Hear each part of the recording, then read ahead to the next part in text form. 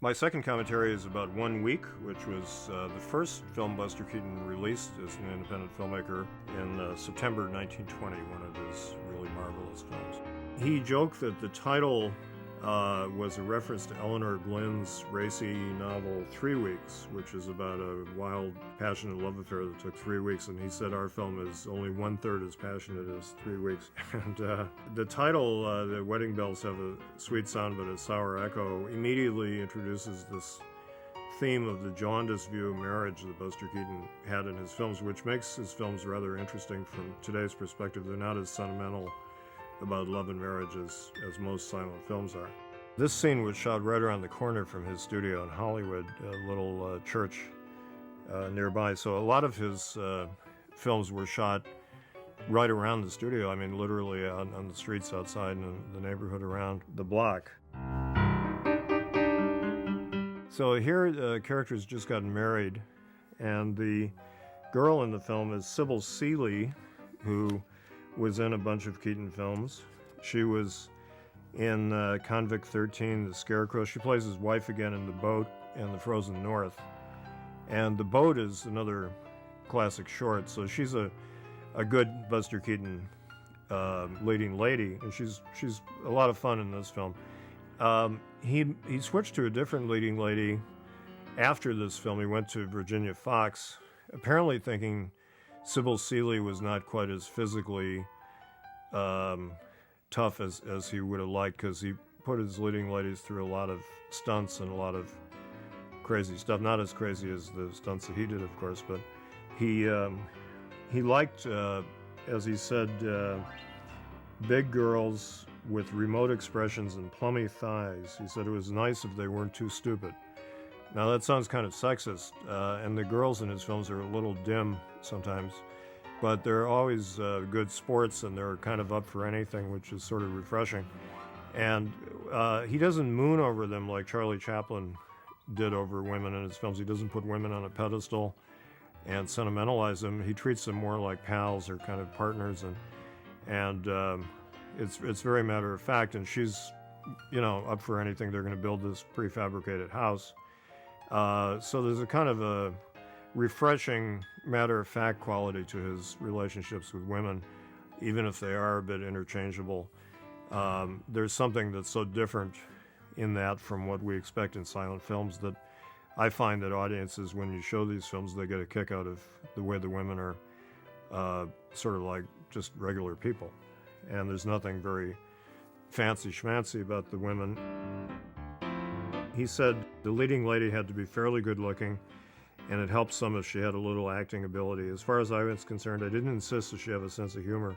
There was always a danger that such a girl would laugh at a gag in the middle of a scene, which meant ruining it and having to remake it. So just like he is, you don't laugh at the gags in your own films, because he found that if you laugh, the audience wouldn't laugh. And a lot of comedians make the mistake of breaking up over their own jokes, which to me makes something totally unfunny. So his seriousness and his matter-of-factness is part of what we get a kick out of in the films. He loved contraptions and mechanical gags, coming from the vaudeville stage, where a lot of the humor depends on props and how you deal with recalcitrant objects and sets collapsing and different things happening to you. He loved playing with objects, and that became part of his raison d'etre as a comedian. And in films, you could do much more elaborate things because the scale and the reality of it was much greater than on the stage, and he immediately took to that. And he had a technical director named Fred Gaburi, who was a wizard coming up with all the objects and crazy sets and props that he had to deal with. And part of what Buster's charm is that he doesn't get fazed by any of these objects, no matter how ridiculous or crazy they are. He just adapts to it, and that's sort of his philosophy of life, is that life throws all these situations at you, and you just have to adapt. You can't wish it were different or try to change it much. You just have to deal with what is. And you see the great physical agility where he can do almost anything. It seems like catching catching objects, and there, Sybil Seeley shows she's a really good sport by going around on that contraption there. Now here's a famous gag, or the start of a famous gag, where the wall falls over, and that's a pretty dangerous gag. He had done a version of that in a short with Fatty Arbuckle, but the most famous version is in Steamboat Bill Jr., where a house falls on him during a cyclone and falls just barely, allowing him to survive. And he could have been killed doing the stunt in Steamboat Bill Jr., and I suppose the one we just saw. And he did a lot of hairy, dangerous stunts like that.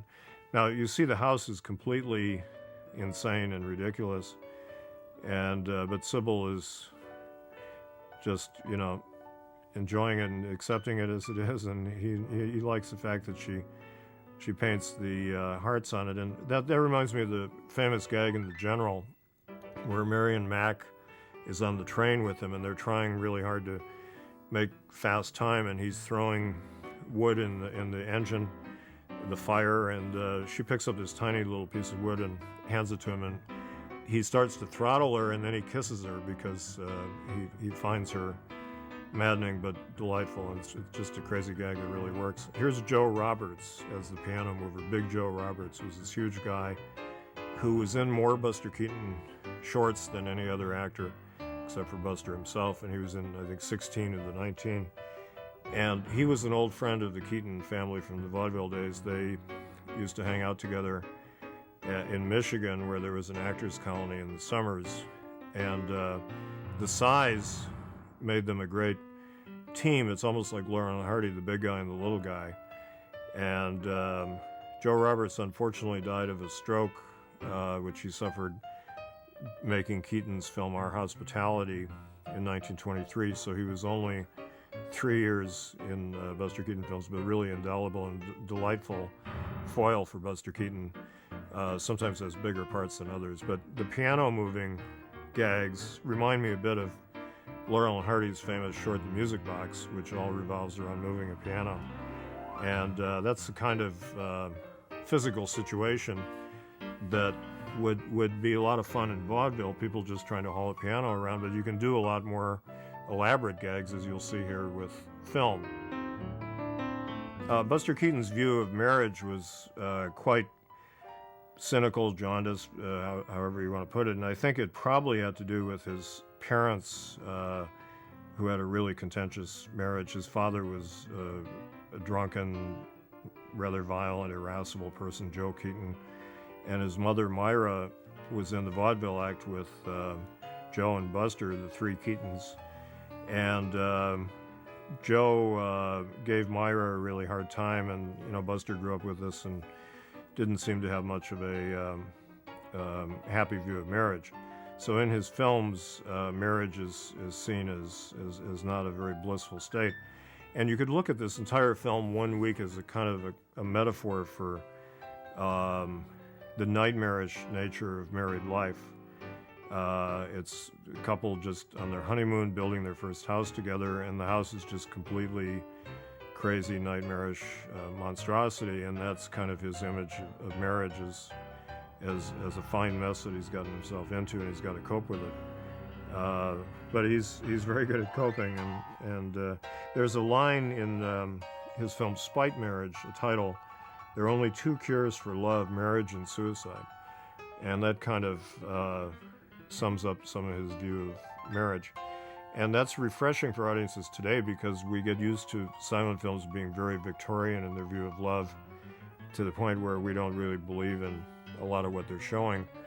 And the women in a lot of silent films are sort of childlike, and they're somewhat childlike in the Keaton films, but not in a simpering way or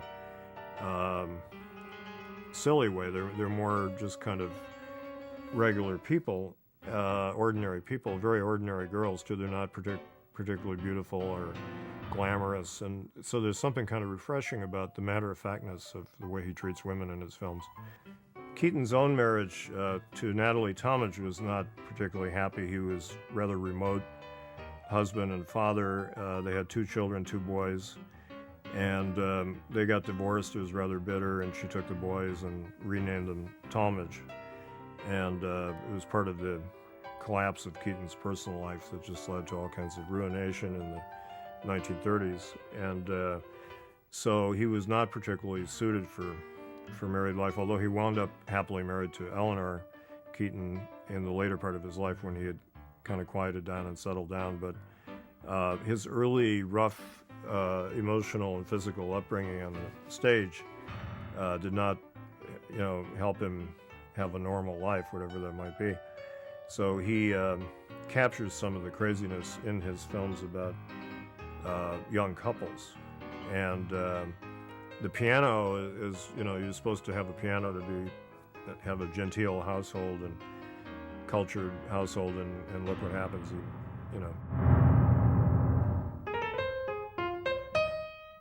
And he has a gag here at the end of A Perfect Day, which was a famous popular song by Carrie Jacobs Bond, which was a very sentimental song, and he's sort of making fun of that.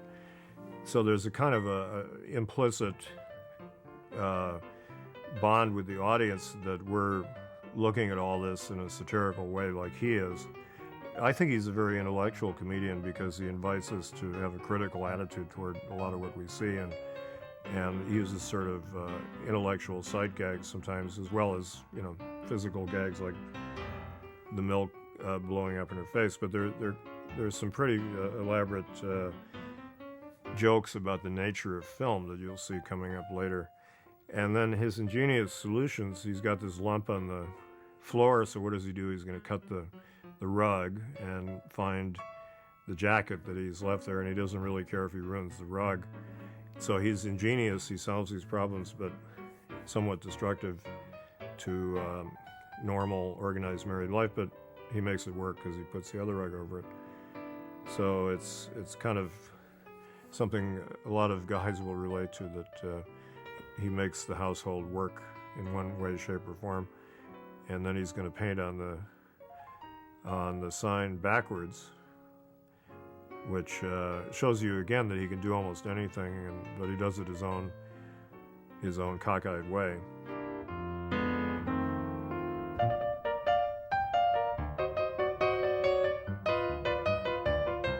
Now here's a wonderful gag, and somebody said, this is not totally true, but I mean, he's one of the first filmmakers who did self-reflexive jokes about the medium. And he made you aware that we're watching a film.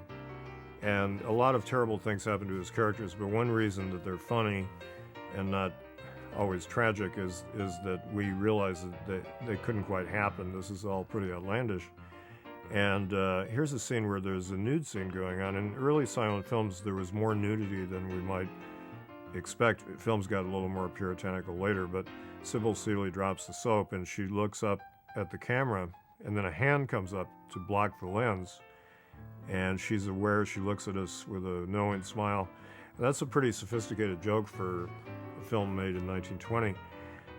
Being aware of the camera, being aware of censorship, making fun of censorship, complicit with the audience in knowing that this is a film and this is a gag, and it's quite sophisticated. And Keaton would push us further in later films. The ultimate of that, I think, is Sherlock Jr., which is really all about the film medium, because he plays a projectionist who gets involved with, gets into the film that he's projecting, and some really amazing, sophisticated jokes about the medium. The hand keeps pulling the calendar pages off, and it's kind of like the hand of fate, and you just saw the hand putting itself over the lens, so it's kind of like the external force that's controlling things. And Keaton is having to deal with this external force in his own way, and he's able to cope with it very well. Now, again, you can see he's using the frame really well.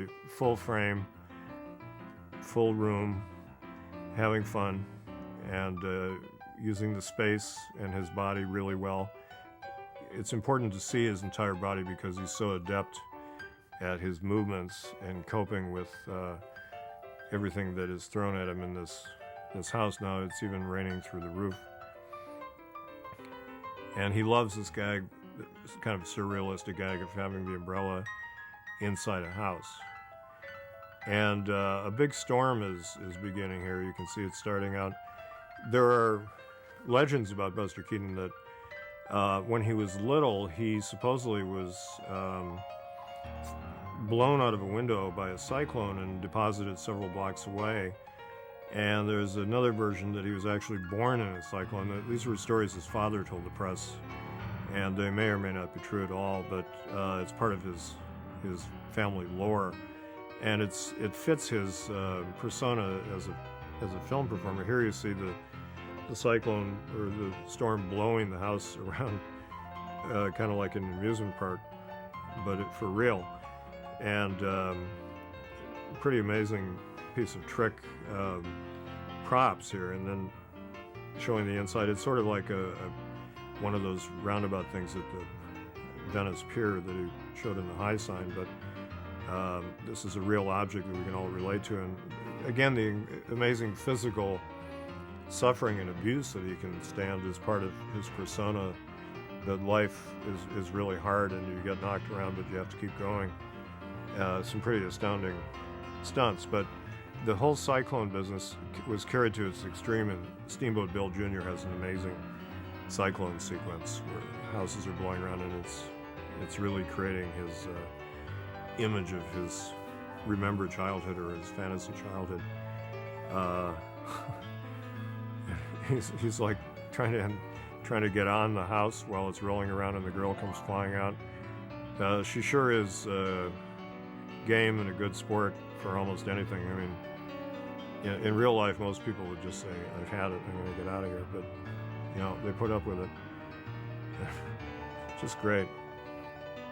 So that physically, the special effects and the props just really work well in the Keaton film. So a lot of effort and a lot of ingenuity went into making these films look as realistic as possible within this sort of fantasy context. And that's one reason the surrealists quickly recognized Buster Keaton as one of them, because he took real life and sort of pushed it to extremes to show the ridiculousness of reality. And that's kind of part of what surrealism is all about, is literally more real than real, pushing things to their ultimate logic, their crazy logic. The surrealist movement got underway just around the same time this film was made, around 1920. It was starting in France, and they were very intellectual artists and thinkers and writers, but Buster Keaton, in his own more humble way, was doing exactly what they were talking about. And here's an example. The house looks completely like an abstract work of art, almost completely battered and misshapen. There's a crazy logic to everything in surrealism, that one thing leads to another and another and another, and yet things get completely out of hand to the point in which they become nightmarish. And this is really a nightmarish looking house. But the audience gets a huge kick out of this thing, because we can all relate to what if we were in this situation, but we're really glad we're not these people having this terrible situation. And yet Buster is never really fazed by any of this stuff. He doesn't just, throw up his hands. They try to figure out something to do. He takes off his jacket, and she finds this little jack to help him out, which seems absurd, but actually it all works. However they do it together, it works out pretty well. So they're going to move the house because they're on the wrong lot. And then it leads up to one of his best gags will come up soon at the end of the film, as we see what happens once they try to move the house. So again, he's constantly trying ingenious solutions, improvising situations.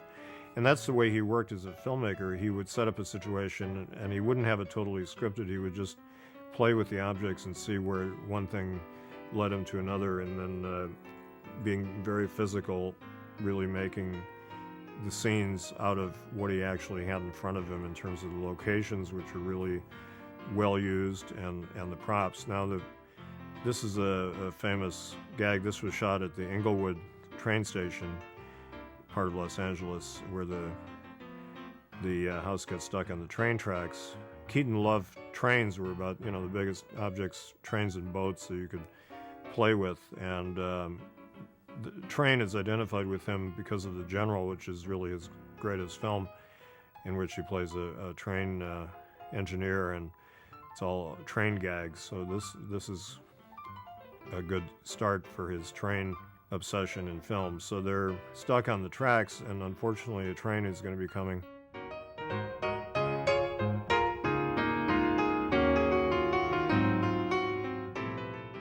This is a great gag where he starts taking off, just part of the car goes up.